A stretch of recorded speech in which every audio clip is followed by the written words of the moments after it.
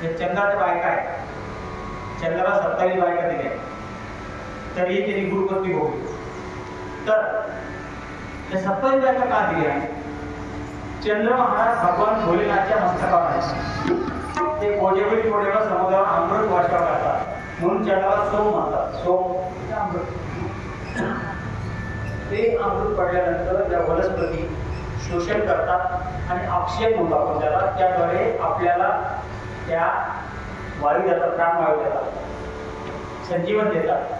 तर त्या 27 बायका 27 नक्षत्रांना 27 वनस्पतीचं आधिपत्य दिलं. वनस्पतीचं राय चंद्राला गेले. अश्विनी, भरणी, कृतिका, रोहिणी या सगळ्या चंद्राच्या बायका आहेत. रेवती सगळ्यात शेवटची 27 आहे.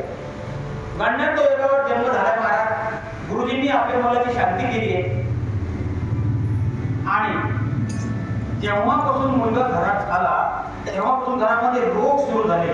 एखादा विचित्र नक्षत्र असं असतं, आश्लेष आहे, विशाख आहे, धर्मशास्त्राने त्याला किती सांगितले आहे, उपासना सांगितली आहे, ते आपण करावे, आपण श्रद्धा ठेवावी. रेवती नक्षत्राचा हा मुलगा जरी शांती केली तरी पण घरामध्ये आजार सुरू झाले आणि संकट येऊ लागले आणि शोक वाढू लागले, आई आजारी पडू लागली, मुंज केली बाळाची आणि तरी सुद्धा ह्या घरामध्ये सुख शांती लागली ना.